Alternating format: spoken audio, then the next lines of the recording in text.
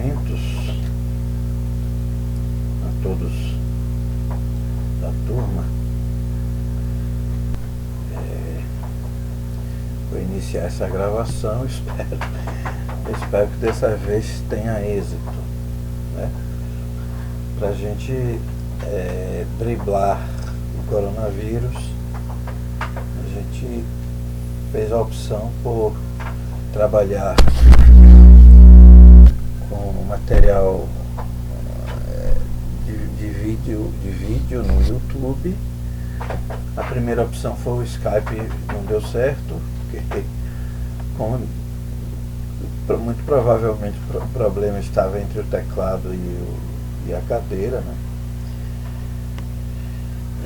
Mas enfim, então vamos começar por explicar a escolha dos textos. Essa é a primeira parte da aula 2, né?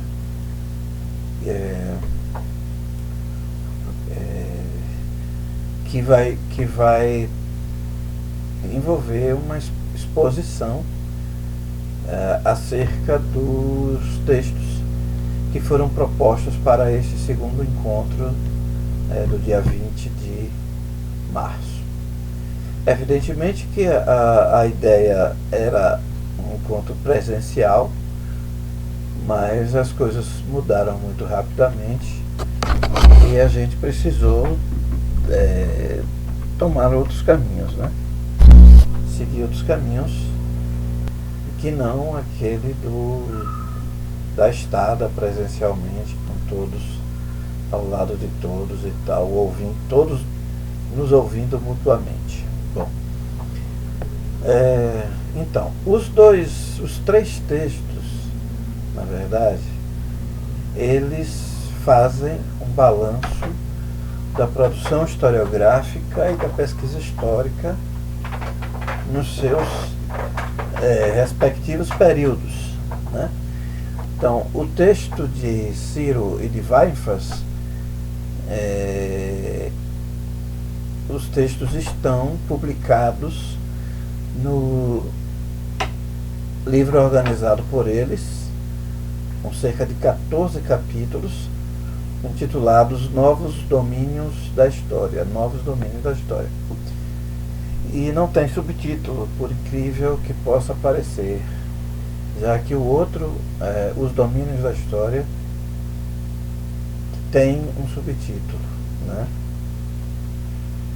Então, aí Ciro ele na verdade não chega a fazer uma apresentação da obra. Quem faz isso é Weifers na conclusão, mas ele discorre, isso a gente vai ver depois, ele discorre sobre a questão do conhecimento histórico, né? Weifers faz uma apresentação do livro, também faz um balanço e desenvolve uma discussão, inclusive ponderando com Ciro, né? Discordando, mas não se trata de uma discordância, vamos dizer assim, desrespeitosa, até porque todos, inclusive nós à distância, tínhamos um respeito, uma admiração muito grande pelo grande Ciro Flammarion Cardoso, que já foi, né? Já não está mais entre os viventes. O outro texto é o que nessa primeira parte a gente vai se demorar, é o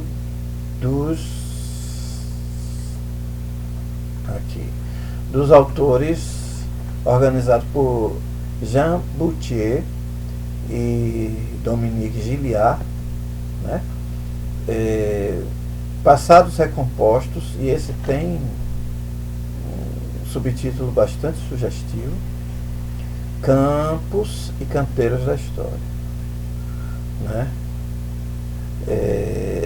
Antes de qualquer coisa, eu quero chamar a atenção de vocês para as notas tanto deste livro quanto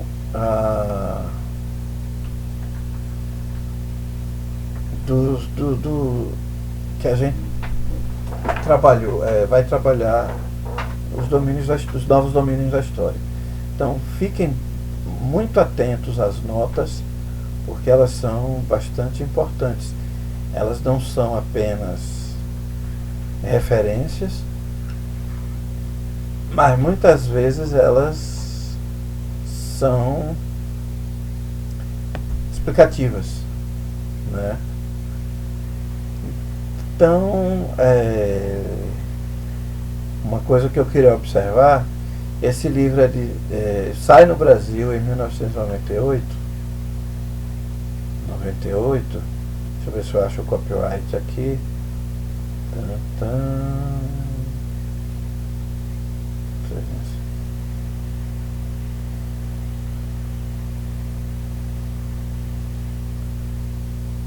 Engraçado, ele não bota.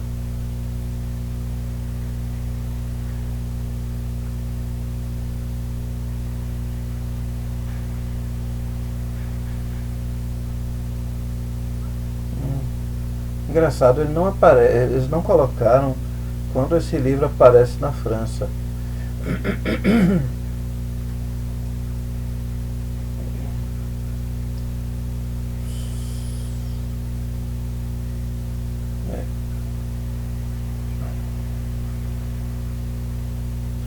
Não aparece. Interessante.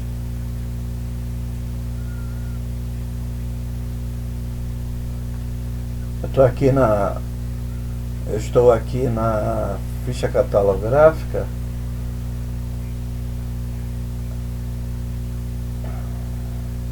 Não aparece,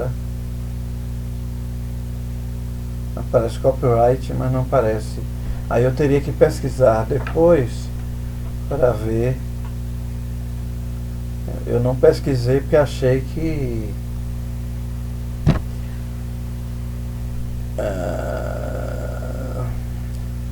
aqui na ficha catalográfica, no copyright, eles iam colocar.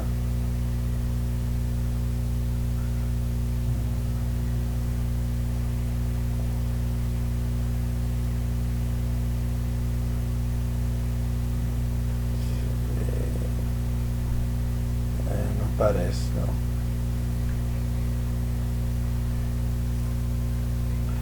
Ok, então vamos lá. Uma outra observação que eu queria fazer também é que eu deixei o texto, na verdade, do nosso objeto de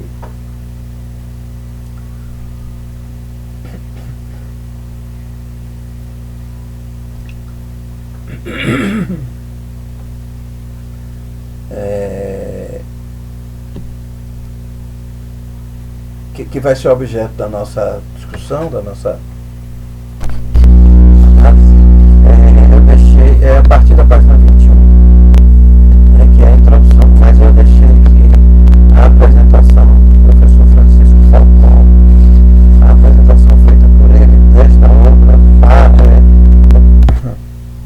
desta obra no Brasil.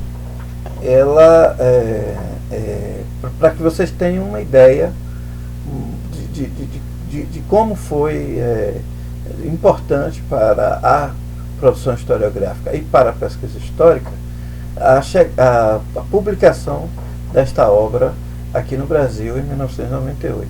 Então eu deixei essa apresentação para vocês terem uma ideia aproximada, né? Deixa eu ver.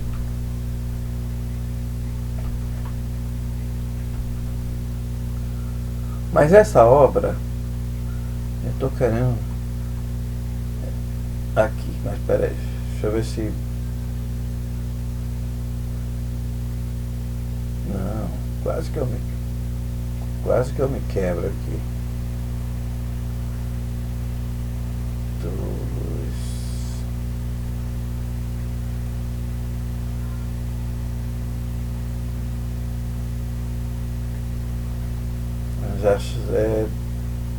Falcon também não datou. Mas enfim.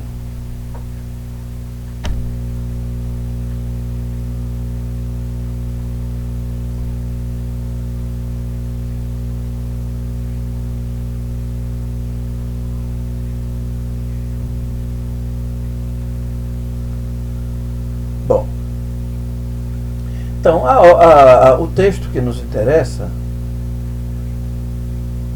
eu vim aqui na apresentação de Falcon para ver se ele data essa apresentação. Então esse livro saiu em 98 no Brasil. Muito provavelmente ele é de 96, no mínimo ele é de 96, 95, 96 na França, porque vocês sabem que há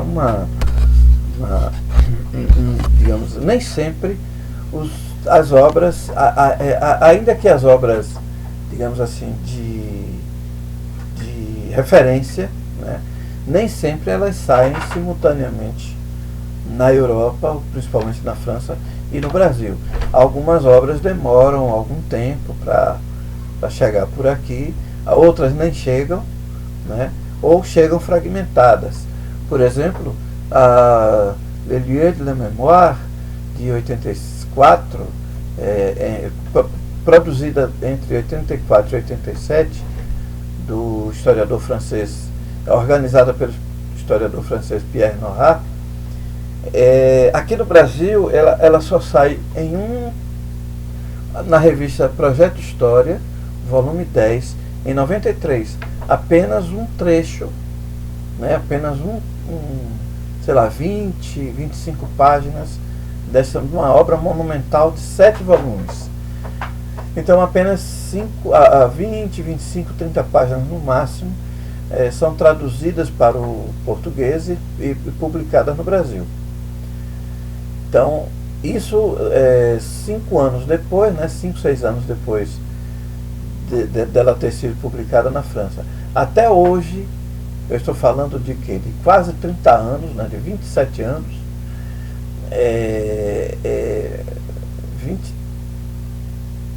23 anos, né? 17, 23 anos e nenhum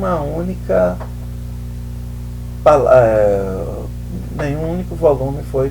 É verdade que boa parte dessa monumental obra tem, vamos dizer assim, a França como elemento fundamental, né? Mas alguns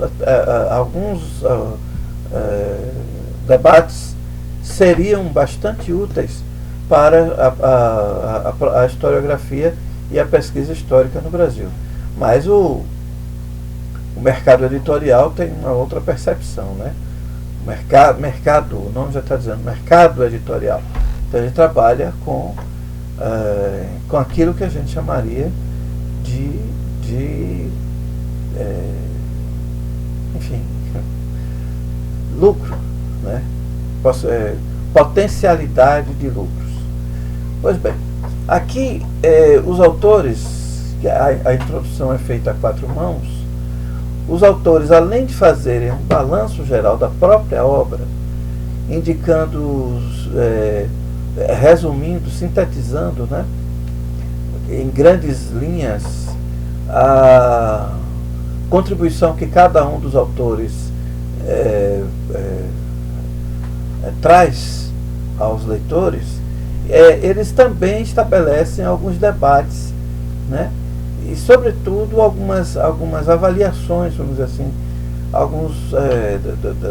da produção historiográfica, não só na França, mas principalmente na França, mas na Europa, principalmente na Itália, na Alemanha, nos Estados Unidos, da Inglaterra. E a base deste debate está na chamada Nova História, que é vamos dizer assim, uma espécie de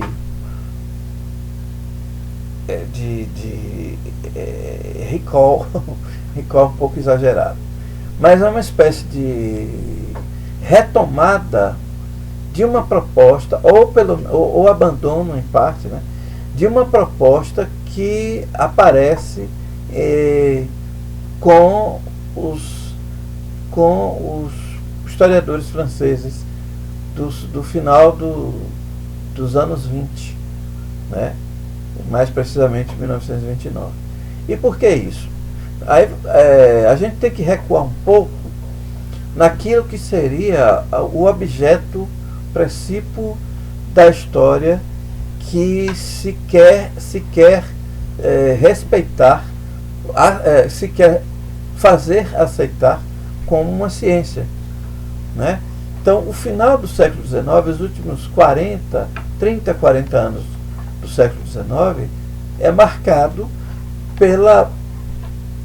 pela busca de uma espécie de renovação de todas as ciências, né? e que buscam,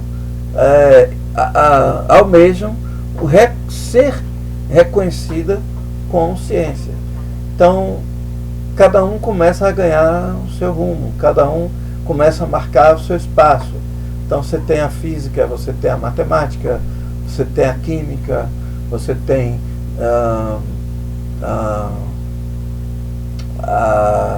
como é que chama?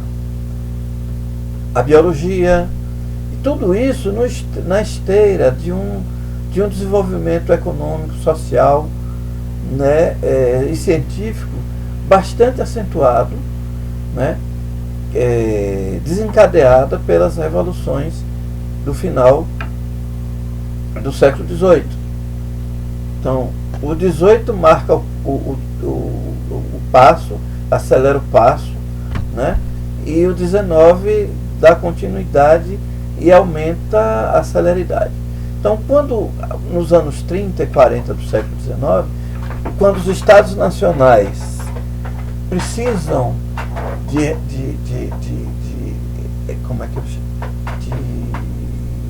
legitimidade, né, é na história que eles vão buscar a sua legitimidade, né? É a história que vai prestar o serviço aos Estados nacionais, apresentando suas origens, né, discutindo suas antiguidades, né, e fortalecendo o seu caráter único. Então, as nacionalidades, a partir dos anos 30 do século XIX, elas procuram descolar daqueles descolar do geral, né, daqueles estados gerais, uma grande França, uma grande Espanha, uma grande, cheio a Alemanha, a Itália, que ainda estavam bem mais fragmentados e que só se consolidam como estados nacionais no final do século XIX, lá para 1871, no caso da Alemanha, né? Nessa mesma faixa de tempo, a Itália, 1860, 1870, 1880, nessa mesma faixa de tempo, um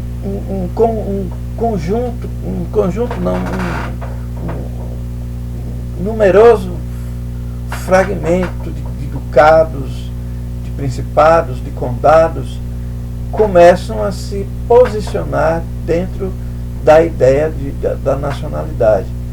E aí novas fronteiras, novas demarcações, novos espaços e tal. Concluído esse processo, aproximadamente na década de 70, aquele tipo de história,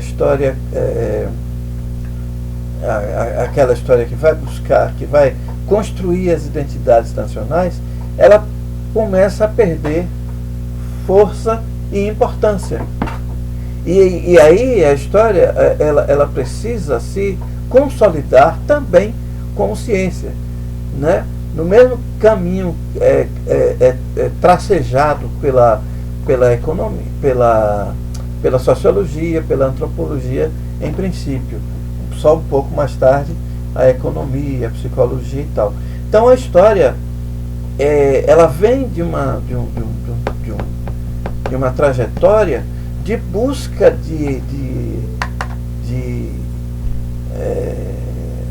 como é que chama?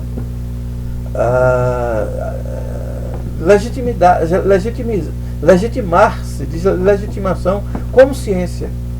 E ela é duramente combatida tanto pelas ditas ciências duras ou ciências pragmáticas ou ciências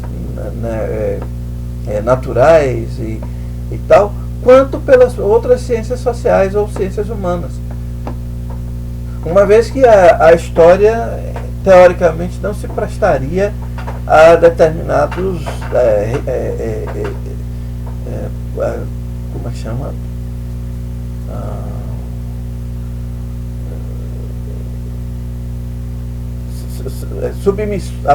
A submissão de seus objetos a, digamos assim, repetições, experimentos que lhe desse o caráter de ciência. Até porque nós estamos falando do século XIX e a ciência era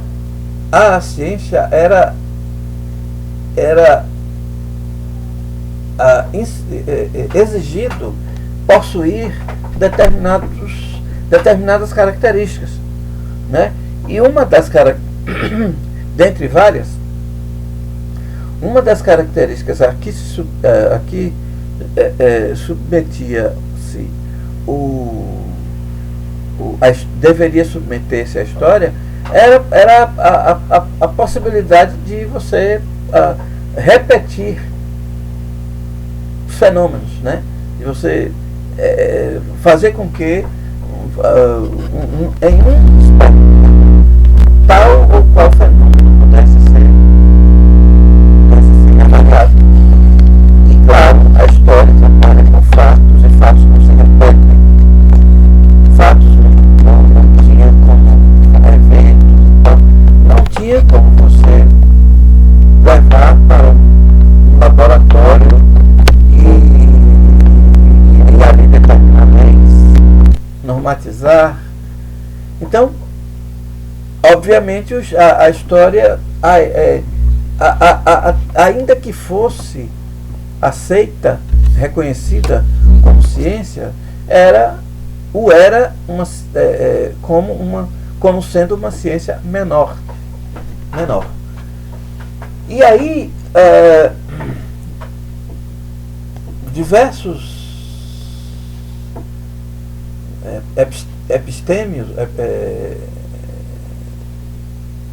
epistemólogos se esforçam para enquadrar a história na categoria de ciência. E isso exigia que a história pudesse ser enquadrada em um determinado conjunto de normas, de procedimentos que lhes conferisse legitimidade. Tais normas e procedimentos aparecem no historicismo alemão, mas de Leopoldo von Ranke, mas ainda no final do século XIX, mas precedido por pequenos manuais como o de Gustav Droysen, né, e o de Georg Germinus, né? Mas quem sintetiza, quem transforma isso num conjunto, vamos dizer assim, coeso, seria o Ranke, né? Que origina o que nós conhecemos como historicismo alemão. E aí vocês podem consultar Eduard Karr, né, que está nas mãos de vocês desde aquelas oficinas lá. Com relação à história que foi praticada por muitos muitas décadas aqui no Brasil, o compêndio que define procedimentos, né, normas, enfim, que o historiador deveria seguir para que o seu trabalho fosse reconhecido como um trabalho de ciência, é a introdução à história, né, que sai na França em 1898, de Charles Langlois e Charles Saint-Eubot, que perdura, que sofre uma série de críticas e debates no transcurso dos 900, né, dos primeiros 20, 25, 30 anos dos 900, até ser, se não esquecido, mas refutado com veemência por diversos outros, né, mas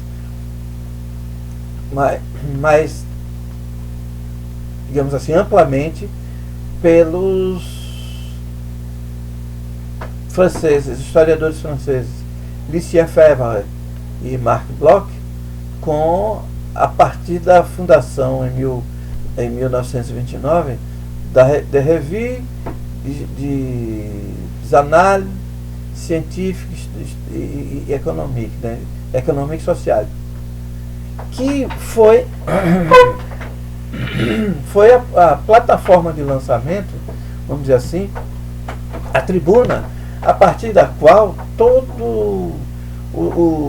a produção historiográfica e a discussão, né, a formulação de elementos que conduziriam à pesquisa histórica foi formulada, né, foi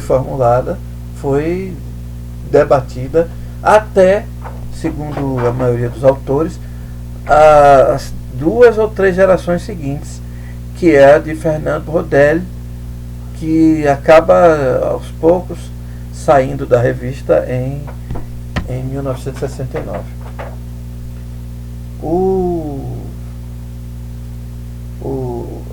Esse manual do Langlois de Saint-Eubot é precedido por várias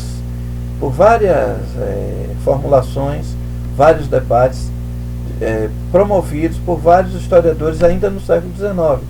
É o caso de Carlyle na Inglaterra, só para citar alguns, Gabriel Gonod na França, o Tocqueville,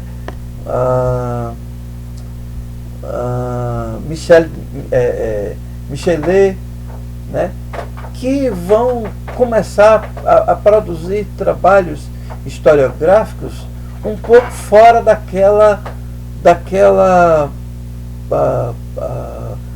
daquele manual, né, daquelas exigências daquilo que nós mais tarde chamamos de positivismo, né, que o documento fala por si, que o documento só pode ser reconhecido como tal se são documentos oficiais arquivados em instituições oficiais, etc, etc. E era só a partir desse material que se poderia produzir história digna desse nome, né? Então, como é que nós chegamos a isso? Como é que nós saímos disso, melhor dizendo, né? Como eu disse antes, toda a década de 10, a década de 20 foi marcada não só por críticas, por debates acerca desses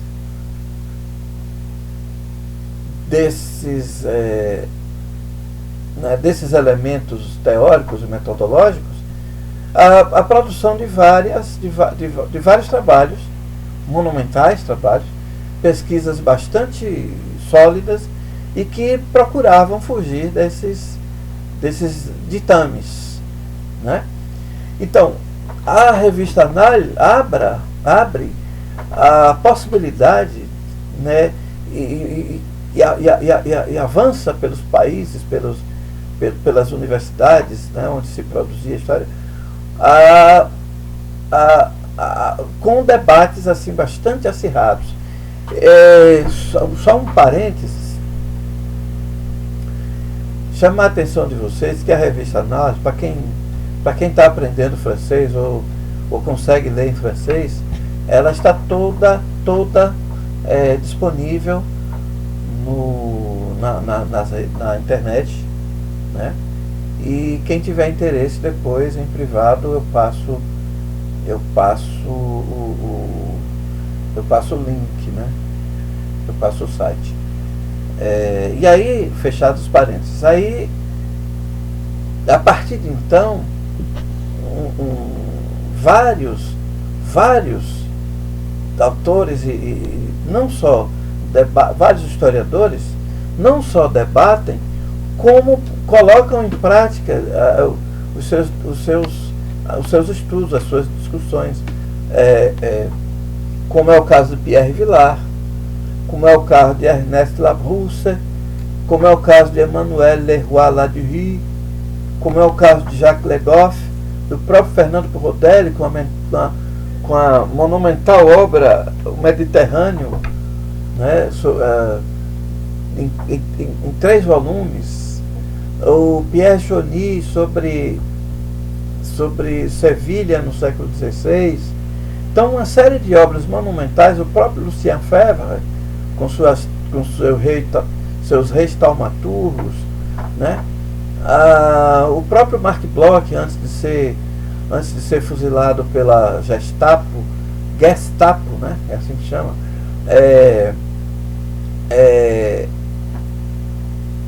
com sua sociedade feudal, e por aí vai. Então, à medida que os artigos, os debates iam surgindo nos sucessivos números de análise, né, do ponto de vista prático, né, os trabalhos vinham à tona, né, procurando demonstrar exatamente a validade, né, daqueles trabalhos. Quando chega em 69, e aí os anos 60 são anos de crise, vou dar uma pausa que eu vou ali beber uma água, né, os anos 60, os anos 50, mas sobretudo os anos 60, são tempos de crises, de muitas crises, né? Um instantinho só. Então,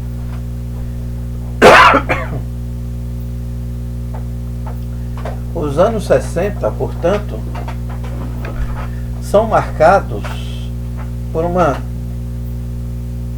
forte crise em todos os âmbitos, né? No âmbito da política, no âmbito da sociedade, no âmbito da cultura, no âmbito da produção científica, no âmbito das universidades.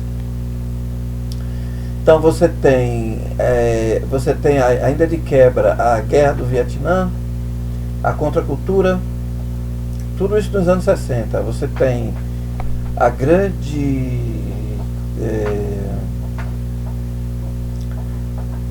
digamos, o levante dos negros norte-americanos,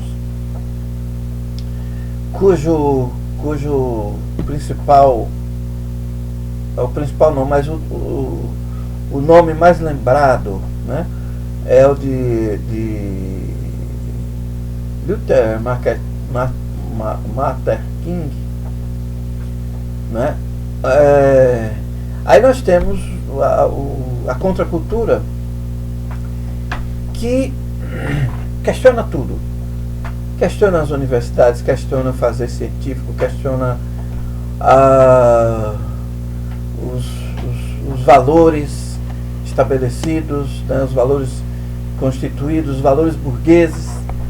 E muitas vezes, ou em grande parte desses levantes, dessas contestações, partem de elementos da própria burguesia europeia, norte-americana. E é um movimento que varre todo o mundo, né? E acaba e resvala também na África, por exemplo, no processo de descolonização, nas guerras coloniais, né? Que acabam por provocar rupturas nos impérios coloniais. Então uma série de francês, principalmente, né? Mas não só o francês, o alemão, o português, o espanhol, o holandês. Então todos os grandes impérios formados até 1914, né?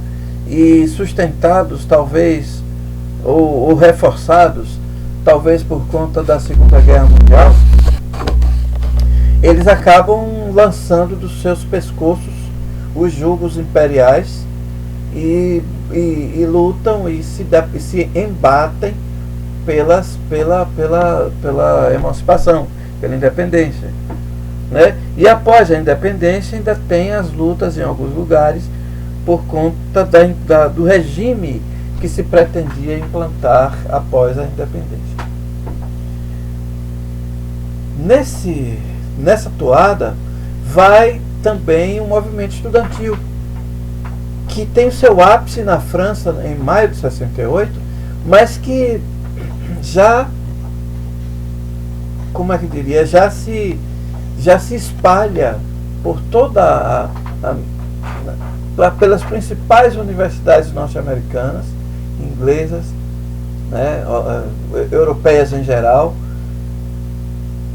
e em alguma medida até as universidades brasileiras, mas talvez por outras razões, são alcançadas por esses movimentos, né, por esses protestos, por esses embates e debates.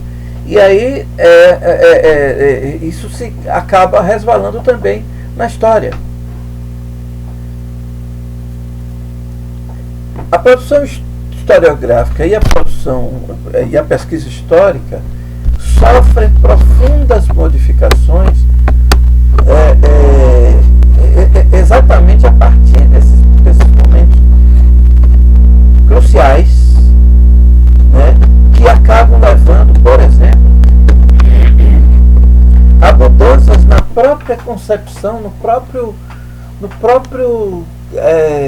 funcionamento, vamos dizer assim, da revista dos análises. O Rodel acaba saindo, né, do processo de editorialização. Meninos novos como Jacques Revel, ainda capitaneado por um pouco mais maduro o Jacques Legoff, mas o Legoff, o Emmanuel Leroy Ladurie, o Revel, o Maurice Aguillon, um monte de gente nova saíram exatamente dessas fraturas provocadas, produzidas por esses movimentos dos anos 60, e acabam, Pierre Nora, né, e acabam por criar duas obras. Eles acabam por construir duas obras, digamos assim,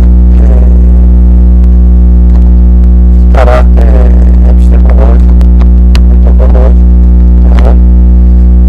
que vão marcar profundamente a história francesa e por conseguinte, a história norte-americana, a história inglesa, a história como um todo, ao fim e ao cabo.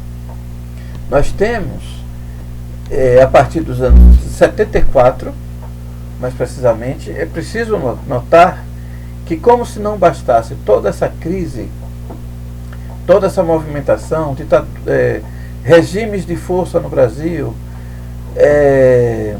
desde 64, regimes de força no Chile, regimes militares no Brasil desde 64, na Argentina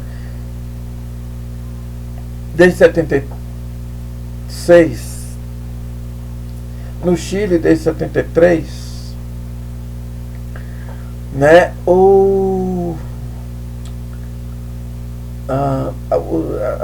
o acirramento, né, da guerra do Vietnã, o caso Watergate, que acaba por destituir o presidente norte-americano. Quer dizer, uma série de mudanças, toda a sociedade estava sendo atingida por elas.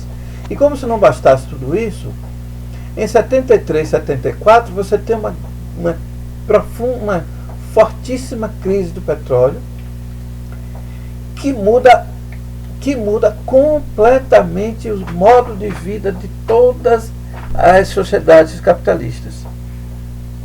Fossem elas sociedades capitalistas periféricas, como a América Latina, a América Latina, a África, né, fossem as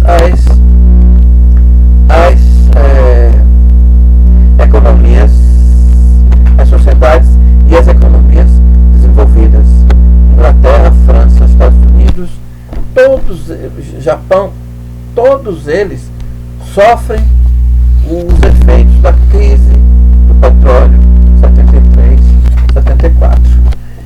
E é uma crise profunda, porque, por exemplo, só para vocês terem uma ideia, o carro que era, né, vocês podem ver nesses filmes de época, né, os filmes dos anos 50, dos anos 60, aqueles carros com 8 cilindros, né, 12 cilindros, aqueles bichos enormes, os Galaxy, né, os Galaxy, aqueles bichos enormes, pesados, que bebiam uma gasolina desgraçada, que os caras aceleravam com gosto.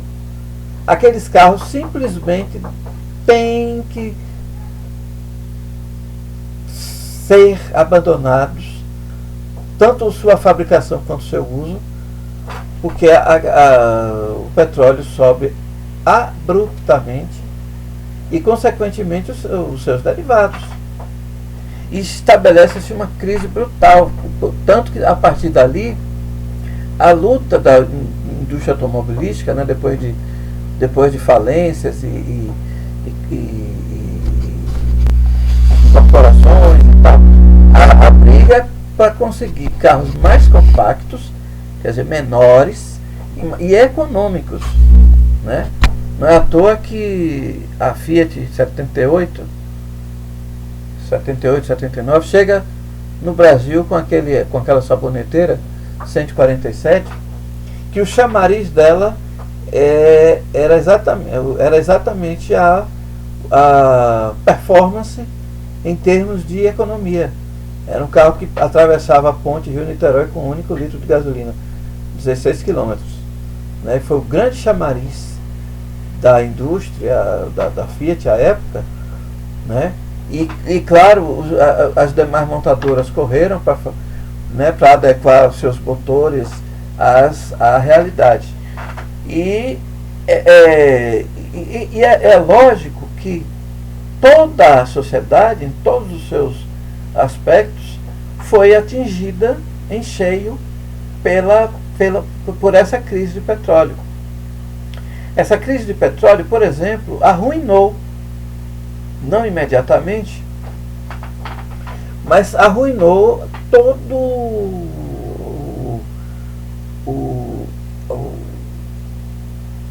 como é que chama?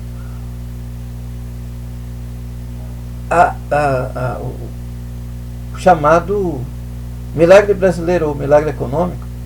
O crescimento do Brasil, que era exponencial, né, que os governos militares, né, apesar de perde força, porque o petróleo era o grande puxador desse crescimento. Então todas as fábricas, toda a grande indústria dependia do petróleo para se movimentar. A Camaçari e Roma depois São Fidel, eu acho, ganha um polo petroquímico, ganha matéria-prima, evidentemente era o petróleo, se trabalhava com petróleo barato até 72, 73. Então nós perdemos força e os governos militares também começam a perder apoio, começam a perder dinamismo, e começam a ser questionados dentro do próprio regime. O questionamento do governo militar, dos governos militares fora dos seus domínios, vamos dizer assim, são exilados, são artistas do tipo Chico Buarque, Caetano, Raul, não sei quem mais e tal, e que eram silenciados, eram sufocados, na verdade, né? E eram tratados como minoria, como gente subversiva e tal. A partir das duas crises do petróleo e da dívida interna, que é puxada por essa crise, a contestação ela se torna mais aberta. Ela se torna mais aberta, mais constante e mais virulenta, né? Ganha força. Então, por que a crise do petróleo atinge a dívida externa? Porque se comprava petróleo baratíssimo, os juros eram também bastante baixos, e se contratava dívidas assim fantásticas para dar curso ao chamado desenvolvimentismo. Então, as grandes rodovias, as grandes as ampliações das siderúrgicas, como Volta Redonda, né, Vale do Rio Doce, tudo isso era tocado, sem falar no alargamento dos processos de urbanização das grandes metrópoles, São Paulo, Rio de Janeiro principalmente, mas não só, né? E isso tudo tinha um custo, que antes da crise o custo era baixo. Quando os preços do petróleo são elevados abruptamente junto com ele, com esses preços, vão também os juros da dívida externa e, claro, a corrida e o comprometimento dos orçamentos governamentais para fazer face aos compromissos assumidos tanto com os bancos privados, os grandes bancos privados, quanto com o FMI. Então, é nesse embalo que aparece o faire d'histoire, fazer história, né, literalmente, que os autores comentam aqui nesse texto, né? Quando Pierre Nora e Revel trazem à tona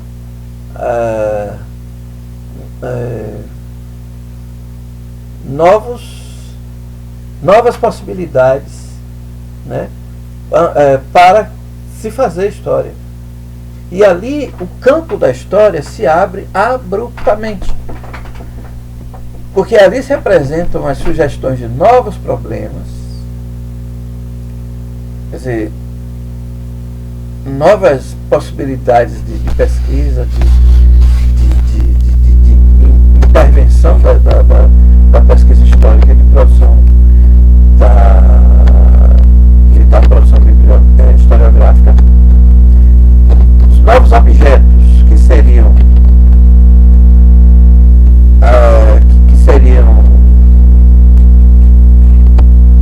descolariam daquilo que se vinha fazendo até então, os grandes trabalhos de serialização, né? Os grandes, enfim, as grandes pesquisas na área da econometria, da demografia, são, se não substituídas, mas em grande parte são ampliadas, vamos dizer assim, pelo surgimento de novos objetos. A dor, a fome, a festa, não é? A sexualidade, o cotidiano. Então tudo isso aparece como possibilidade de pesquisa e as novas abordagens que você começa a descolar da serialização, né, e aparece para se incorporar a isso. Então aparece a microhistória, começa a aparecer mais na frente, né, com Edward Rendy e de Carlo Ginzburg, né, a chamada microhistória. Então uma série, e essa obra, ela que aí me parece que os autores estão mais focados na outra, que é a Legoff, que é a nova história. Essa nova história, então, ela reforça a primeira proposta, né? Inclusive chamar a atenção que, para quem não é da área, talvez Roberto saiba disso, o Faire d'Histoire no Brasil é publicado em 3 volumes pela Francisco Alves, exatamente com esses títulos: História, Novos Problemas, História, Novas Abordagens e História, Novos Objetos. Inclusive é livro difícil de achar. Eu só achei, no sebo eu só consegui achar Novas Abordagens, estou na expectativa de achar os outros 2. Já o Nova História, ele é publicado no Brasil de forma integral, né? Então é esse o panorama que marca o texto introdutório da obra Passados Recompostos, em que pensam os historiadores. Então eles vão fazer um balanço dos 20 anos que separam o surgimento dessas obras de Legoff e também o de Nora, né? E o que se produziu, o que se desenvolveu, o que avançou, o que recuou nestes 20 anos. E aí, algumas coisas que eu não vou demorar, porque a gente já vai trabalhar esses textos. Uma das questões que aparece é a discussão acerca do surgimento da narrativa, do ressurgimento da narrativa, que é desencadeado por um texto de Lawrence Stone, né, e que é imediatamente contradito por um outro texto de Hobsbawm, né, que estabelece o debate, que como a gente vai ver esses textos, então eu não vou me alongar aqui, mas e aí aqui nesse livro eu já pedi para avisar que eu vou mandar para vocês, tem um texto de François Hartog, que discute essa questão da narrativa, que aí a gente vai trabalhar mais detidamente. Então,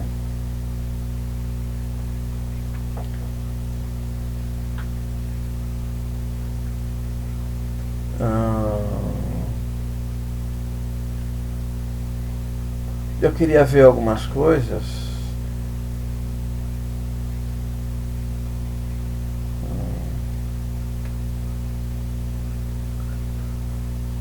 Pronto. E uma das questões que eles levantam logo no início do texto é a ideia da massificação do ensino, né? O ensino ele começa a ser massificado, sobretudo a massificação do ensino secundário, né? Que é onde quer dizer, um número crescente de pessoas chegam ao ensino primário, ao ensino secundário, e claro que a produção historiográfica de material didático vai exigir dos seus, dos seus editores um cuidado, né, um cuidado no momento da difusão do trabalho da pesquisa historiográfica. E o que se tem é que esta ampliação, a ampliação do terreno, das possibilidades de pesquisa histórica e até mesmo da produção historiográfica, acaba não chegando até o seu destino, que seria o estudante de ensino secundário. Para encerrar essa primeira parte, só lembrar que no Brasil, por exemplo, até o final dos anos 60 do século XX, o ensino secundário, até mesmo o ensino colegial, ginasial, como se dizia, era destinado a poucos tinham acesso. Quando muito, grande parte da maioria da população, grande parte da população, ficava concentrada, digamos assim, não é nem concentrada, ficava limitada ao ensino primário, que até os anos 60 era o 5º ano primário. Aí, além dos ginásios serem poucos, eram pagos, grande parte deles. A maioria dos ginásios públicos eram em Salvador, cidades com maior porte e tal. Só a partir dos anos 60, finaizinhos dos anos 60, é que os grandes ginásios vão sendo construídos a partir de Anísio Teixeira, de Navarro de Brito,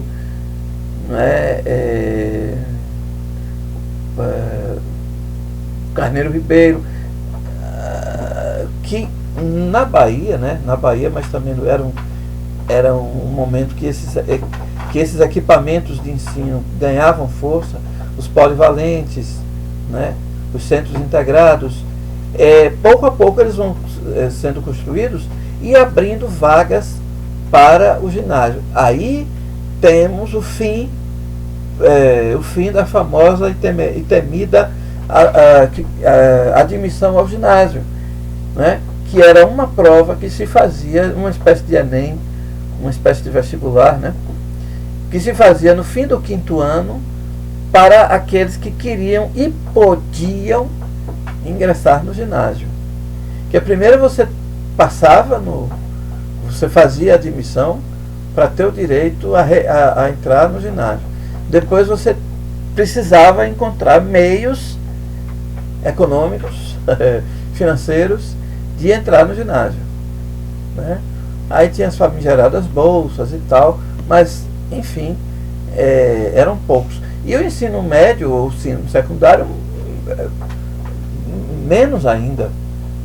Então, nós entendemos bem o que seria isso no âmbito da compreensão da dimensão desse aumento substantivo,